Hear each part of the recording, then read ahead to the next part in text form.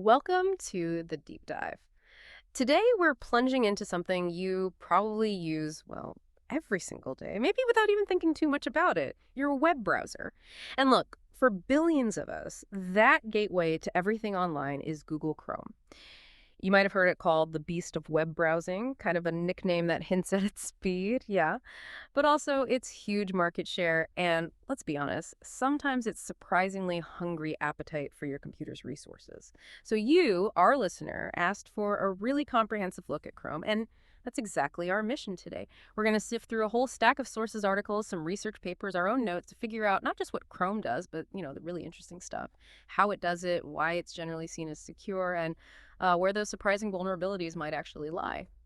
Think of this as your shortcut, yeah, Yeah. your way to get properly informed, hopefully with some aha moments and, maybe a little bit of humor along the way. It's a really fascinating topic, actually, because Chrome isn't just like one program. It's this huge, constantly changing ecosystem.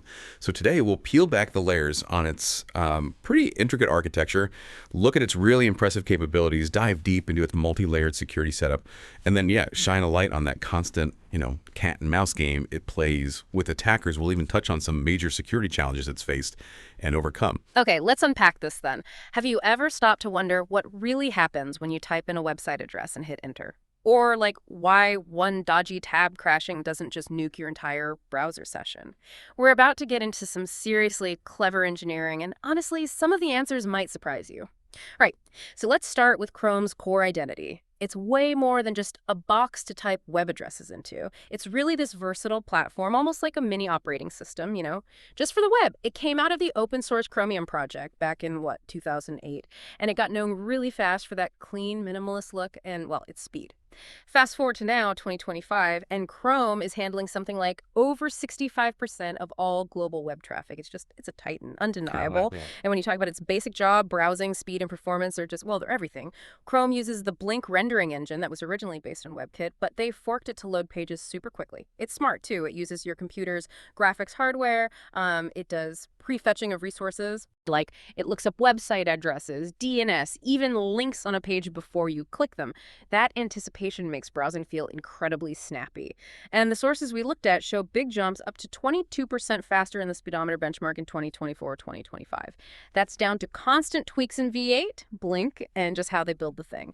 And then there's the interface. It looks simple, right? Famously minimalist, but it's incredibly functional and actually surprisingly customizable. That omnibox at the top, not just an address bar. It's search. It does quick calculations, stuff like that. And tabs. Oh man, tabs. You can drag them, pin them, even group them with colors now, which is honestly a lifesaver if you're like me and end up with 50 open at once. Yeah. Plus, themes, wallpapers, a proper dark mode.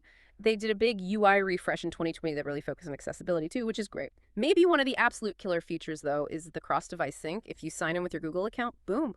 Bookmarks, history, passwords, extensions, even your open tabs, they just appear on all your other devices, Windows, Mac, Linux, Android, iOS. Doesn't matter. It really lets you pick up exactly where you left off. Super seamless. And for just handling stuff online, media, content, Chrome's got it built in. It plays HTML5 video and audio natively. You can cast stuff to your TV with Chromecast, do picture-in-picture video while you work on something else. And there's even a PDF viewer built right in with annotation tools now. It really tries to be your kind of one-stop shop online. Yeah, building on that, Chrome also packs in some pretty advanced productivity stuff and AI features too that maybe fly under the radar a bit.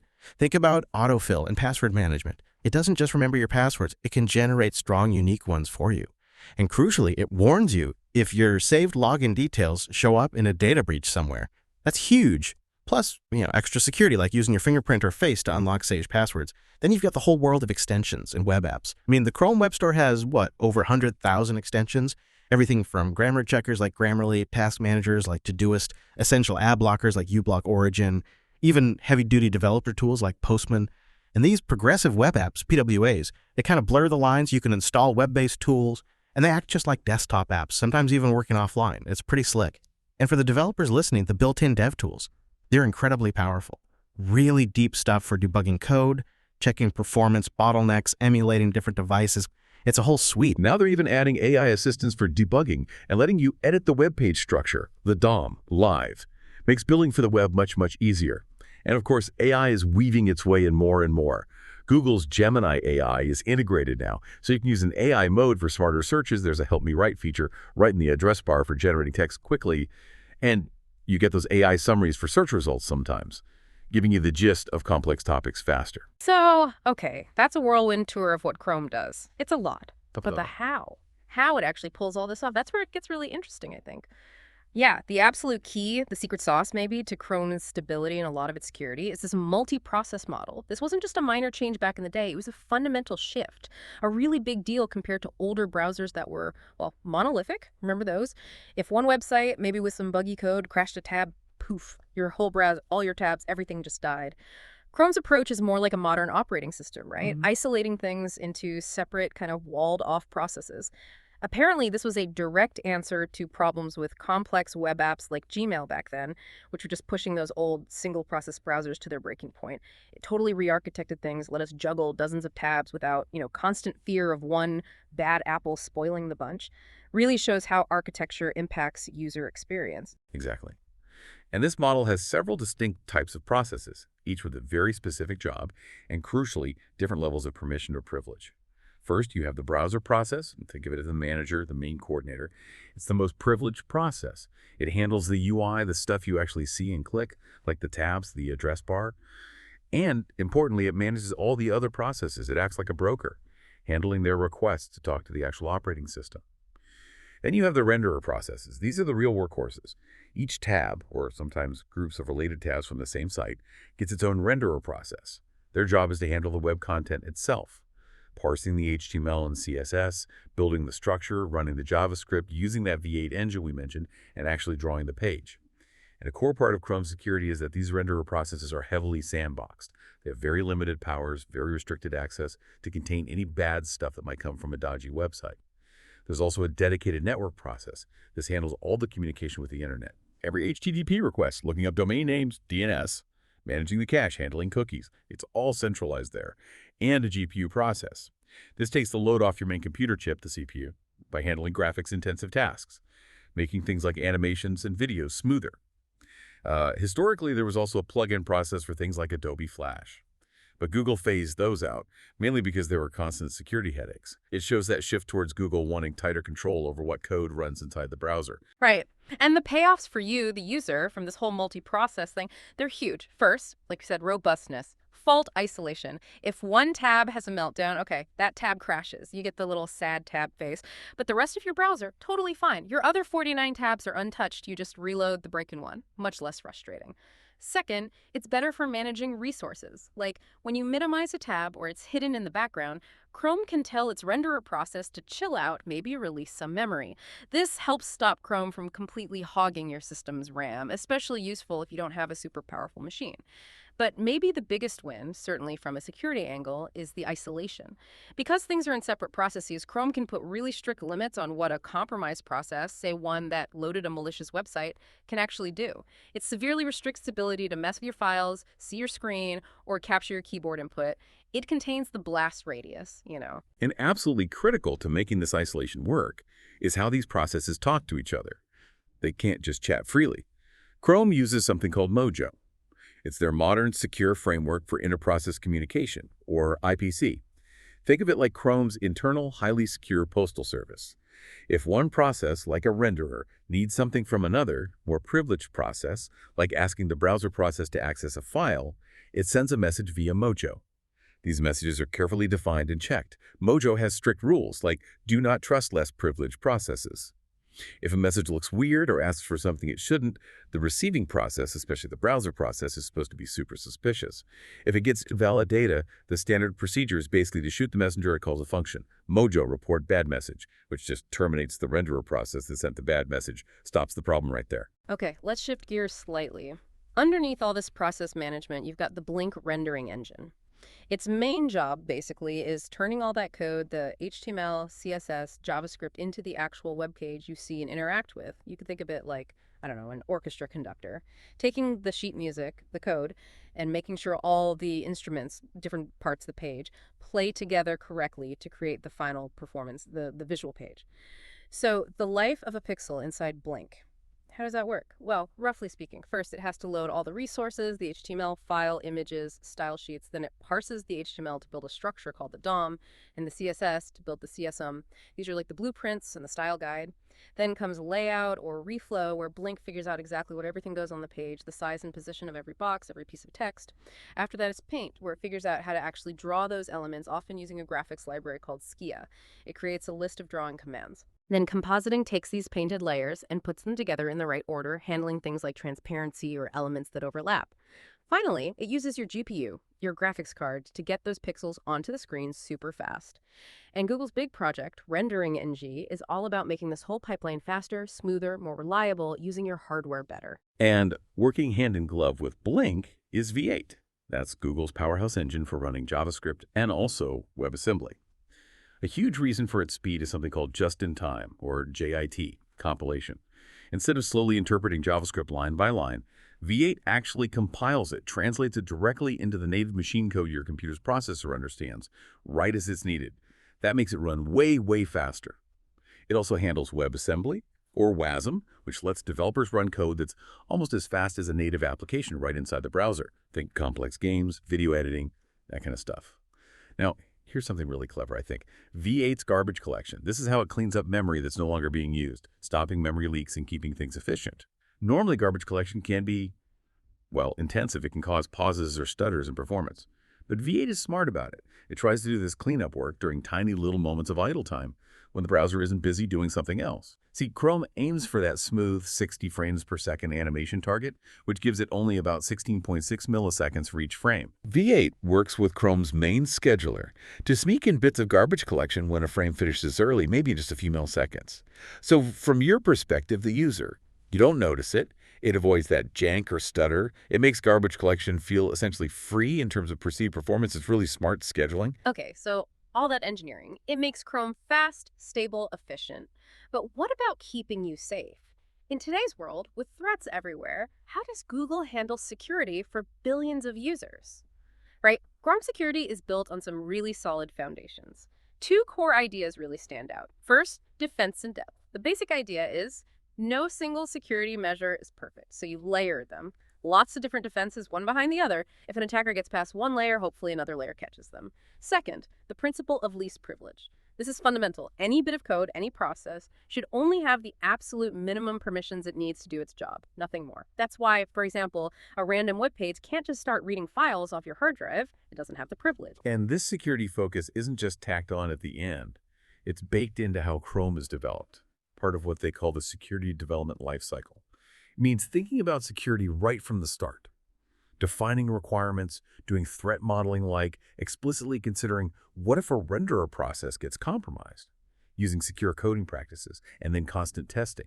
They use techniques like fuzzing, basically throwing tons of random malformed data at the code to try and make it crash and reveal bugs, and penetration testing, where ethical hackers try to break in, just like real attackers would. And a really key part of their strategy is the Bug Bounty Program, or Vulnerability Reward Program, VRP as they call it. It's one of the biggest out there.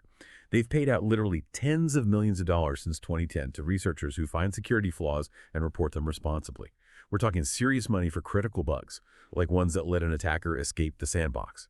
This gives researchers a huge incentive to tell Google about bugs instead of, selling them on the black market. Yeah, and central to that defense in depth strategy is isolation and privilege separation.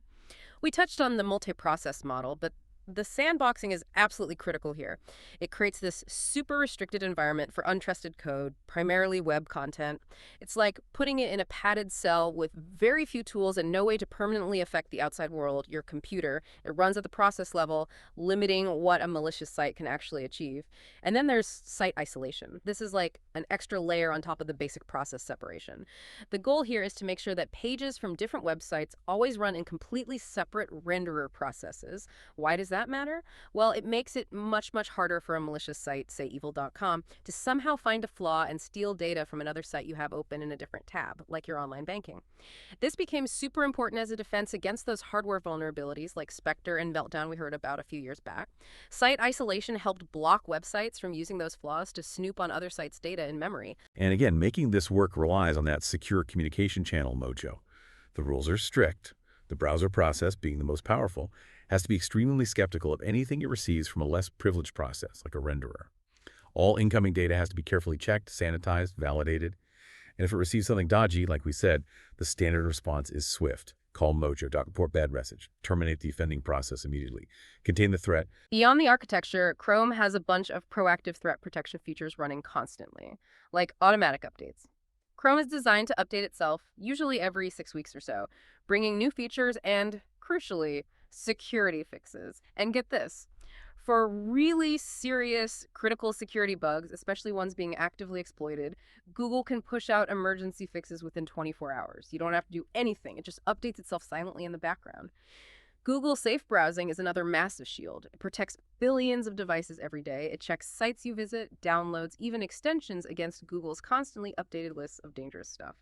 It'll warn you with those big red screens if you're about to visit a phishing site or download malware. You can even opt into enhanced protection, which does more real-time checks for even better security.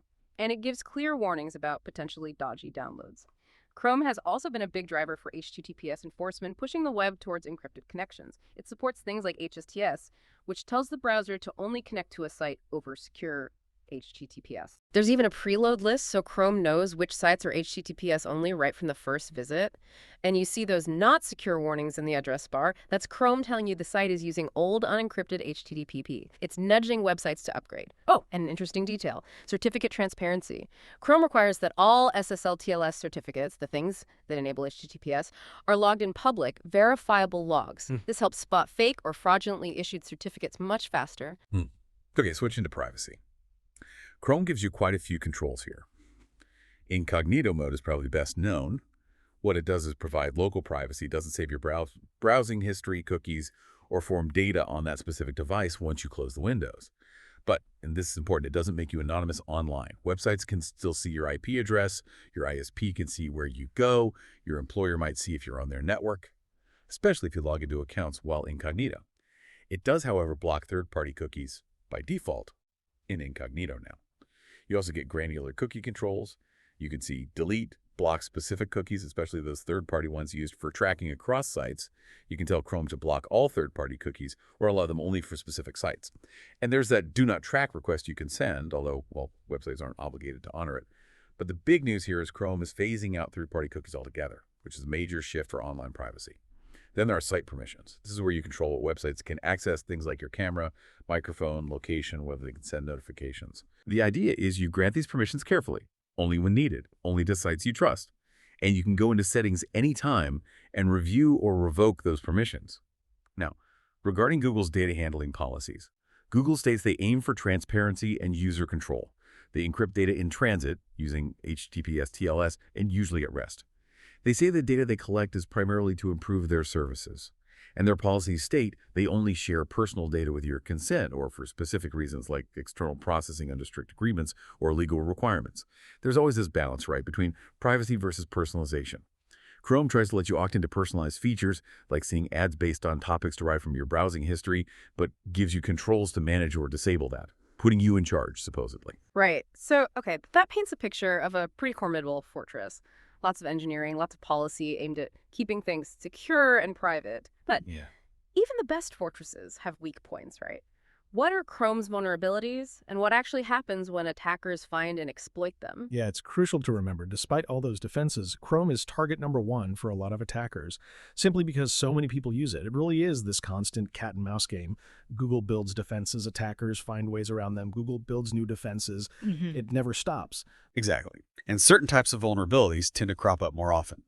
Remote code execution, or RCE, flaws are generally considered the most critical. These allow an attacker, often just by tricking you into visiting a malicious web page, to run their own code on your computer, potentially taking complete control. And a huge chunk of these severe bugs, Google estimates around 70% of their high-severity issues fall under the umbrella of memory corruption problems. This is where C++ code, which Chrome is largely written in, mishandles computer memory. There's several flavors of memory bugs. Use after free, UAF, is a big one. Apparently about half of Chrome's memory safety bugs are UAFs. This is where the code tries to use a piece of memory after it's already been released or freed, leading to unpredictable behavior crashes or openings for attackers. You also see things like heap buffer overflows, writing data past the end of an allocated memory block, Integer overflows, math errors leading to unexpected memory access, out-of-bounds reads or writes, accessing memory outside the area it's supposed to, and type confusion, treating memory as the wrong kind of data. These all basically boil down to the code getting confused about memory. And that confusion can sometimes be exploited by an attacker to hijack the program's execution flow. It's like finding a crack in the foundation that lets you get inside. Other common issues include cross-site scripting, XSS, where attackers inject malicious scripts into otherwise legitimate websites you visit, maybe to steal your login cookies, and extension-based attacks. Well, extensions add features. A badly written or outright malicious extension can be very dangerous. It might read all the data from pages you visit, steal credentials, redirect your searches. Google's trying to clamp down on this with Manifest v3, which puts stricter limits on what extensions can do and access, making them less risky overall.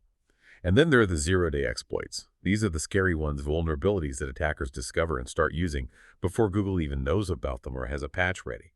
Google has a dedicated team, the Threat Analysis Group, TAG, that specifically hunts for these, often used by sophisticated state-sponsored hacking groups. Okay, let's make this real. Looking at some specific major incidents really drives home how these vulnerabilities work and, importantly, how Google reacts. Right. A really significant one from March 2025 was CVE 2025-2783. This was a high-severity Mojo sandbox bypass, essentially a flaw in how Chrome's internal communication system, Mojo, checked incoming messages, allowed an attacker to escape the sandbox. It was actively used in the wild, apparently in a cyber espionage campaign codenamed Operation Forum Troll. Getting out of the sandbox could lead to full system compromise. Google's response: emergency updates pushed out within days. Fast. And that speed is critical, like with CVE 2025-6554, that V8 type confusion zero-day you mentioned. Yeah, that was another critical one in the V8 JavaScript engine. A type confusion bug, again, actively exploited just by getting someone to visit a crafted web page. It allowed arbitrary memory read-write, a powerful primitive for attackers. What stood out was that it was the fourth actively exploited Chrome zero-day found just in 2025. That suggests very persistent, capable attackers were finding flaws. But again, Google found out about it on June 25th, and they had emergency fixes rolling out literally within 24 hours. That turnaround is impressive. And it's not always about flaws in Chrome itself, is it? Sometimes it's deeper, like the RetBleed CPU vulnerability. Exactly. RetBleed, discovered back in 2022, wasn't a Chrome bug, but a vulnerability in the actual processor hardware, specifically certain AMD chips. Attackers found ways to exploit how these chips perform speculative execution, basically guessing what code might run next to speed things up. They could potentially exploit this from within a sandbox browser process like a Chrome renderer to leak data from anywhere else in the computer's memory. It really highlighted how browser security now has to consider even these deep hardware-level issues. And the ecosystem around Chrome matters too, like with that big Chrome extension cyber attack in 2025. Yeah, that was a wake-up call. Legitimate, popular extensions were compromised, likely through stolen developer credentials or hijacked update mechanisms. They pushed out malicious updates that affected something like 2.6 million users, stealing data. It really underlined the supply chain risk. The danger isn't just Chrome itself, but also the vast ecosystem of things that plug into it. Manifest v3 is partly a response to try and mitigate these kinds of risks. So yeah, these incidents are serious, but they also consistently show Google's commitment to responding. That rapid patching ability, especially the 24-hour turnaround for 0 days, is industry-leading. The Vulnerability Reward Program is clearly working, paying out massive amounts, over $64 million since 2010, keeping bugs from the black market. That $250,000 record bounty for a critical sandbox escape chain, that sends a message. And they heavily collaborate with the security community. They have their own elite Project Zero team finding 0 days, not just in Chrome. They work with academics. They share threat intel through things like the Safe Browsing API. It's a broad effort. Okay, so wrapping this all up, what's the takeaway for you listening at home? Chrome's strengths are pretty clear. That foundational multi-process model, really strong sandboxing tech, those AI-driven protections getting smarter all the time, and crucially, that super fast update cycle keeping you patched. Absolutely. But as we've seen, no software is perfect. Chrome's immense popularity guarantees it will always be a target for skilled attackers. That cat and mouse game isn't ending anytime soon. Right. So, given that reality, you actually have a really important part to play in your own online safety. Based on everything we've discussed from the sources, here are the key things you can do. Number 1, absolutely critical. Maintain automatic updates. Just leave it on. Make sure Chrome is set to update itself automatically. It's the single biggest thing you can do for your security. easiest too. Also, use safe browsing. Keep it enabled, preferably on enhanced protection if you're comfortable with that. And review your privacy controls periodically. Make sure they match what you actually want. And please, exercise caution with extensions and downloads. Stick to the official Chrome web store for extensions. Look closely at the permissions an extension asks for before you install it. Does a simple Notepad extension really need access to all website data? Probably not. And pay attention to those download warnings Chrome gives you.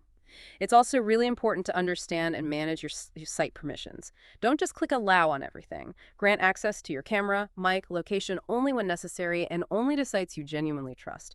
You can check and revoke these anytime in settings. And passwords. Use strong, unique passwords. Let Chrome's password manager generate and save them for you. It's much safer than reusing passwords. And if Chrome warns you a password was involved in a breach, change it immediately. Finally, the classic advice, but it's still true. Just be skeptical. Think before you click suspicious links or download unexpected attachments. Basic awareness goes a long, long way against phishing and scams. Considering how fast web technologies keep changing and how attackers and defenders are constantly innovating, it does make you wonder, doesn't it, in this incredibly dynamic digital world we live in, how much of our safety ultimately relies on the incredibly complex software like Chrome, and how much really comes down to our own ongoing vigilance, our own understanding of the risks, and making smart choices every day. It's definitely a balance.